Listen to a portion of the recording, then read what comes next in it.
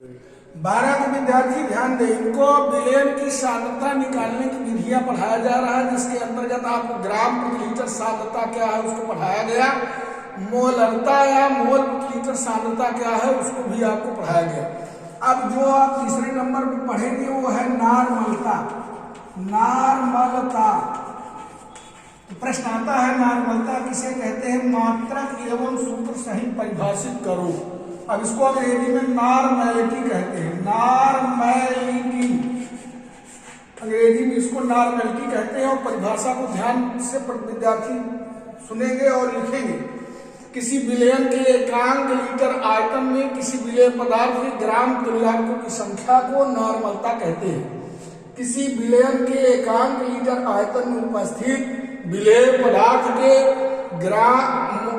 ग्राम तुल्यांकों की संख्या को ही नॉर्मलता कहते हैं। नॉर्मलता को कैपिटल एल से निरूपित करते हैं, ध्यान दें। तो परिभाषा इसकी जरूर लिख लेंगे। एकांक लीटर आयतन में विलेय पदार्थ के ग्राम तुल्यांकों की संख्या को नॉर्मलता कहते हैं।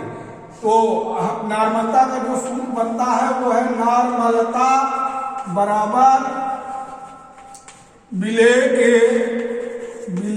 के ग्राम तुल्यांकों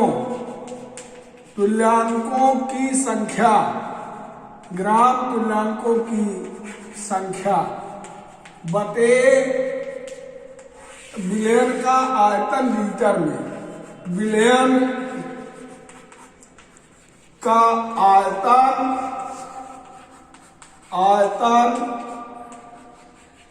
लीटर में, ध्यान रहे। तो एकांक लीटर आयतन में किसी विलेय पदार्थ के ग्राम तुल्यांकों की संख्या को नॉर्मलता कहते हैं। अब ग्राम तुल्यांकों की संख्या कैसे निकाली जाएगी इस बात को ध्यान दें। अगर विलेय पदार्थ के ग्राम की मात्रा को उसके तुल्यांकी भार से भाग दे दे तो ग्राम तुल्यांकों की संख्या निकल आती है। तो हम लिख सकते हैं विलेय के ग्राम तुल्यांकों की संख्या बराबर विलेय का भार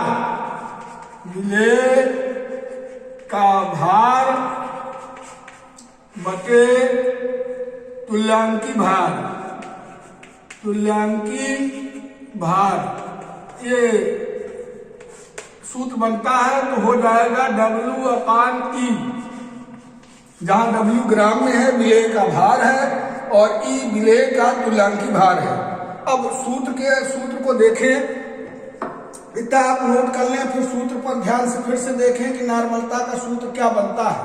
अब ग्राम तुल्यांकों की संख्या के स्थान पर W/E रखेंगे तथा आयतन को B से प्रदर्शित करते हैं। तो हमारा जो सूत्र फाइनल वाला बनता है, नियंत्र में जो सूत्र प्राप्त होता है वो है W/E इंटू V। ये नॉर्मेलिटी का सूत्र है। N बराबर W/E इंटू V लीटर में। ये तुल्यांकी नॉर्मलता का सूत्र है, जिसके सहायता से ग्राम तुल्यांक प्रति लीटर सांद्रता ज्ञात की जाती है। अर्थात नॉर्मलता को हम ग्राम तुल्यांक प्रति लीटर सांद्रता भी कह सकते हैं।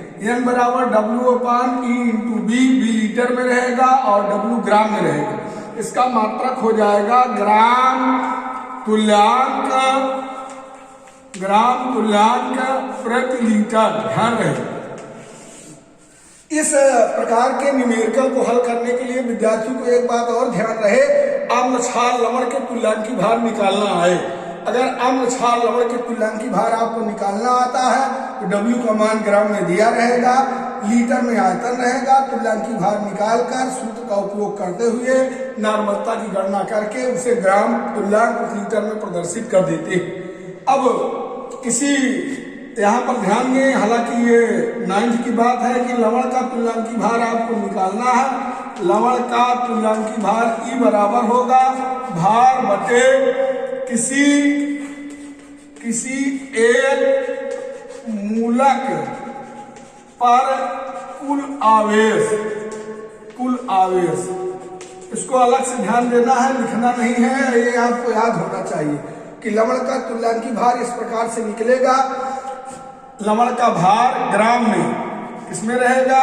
ग्राम में। और उस ग्राम की मात्रा को किसी एक मूलक पर उपस्थित कुल आवेश की संख्या से भाग दें तो लवण का तुल्यांकी भार निकल आएगा।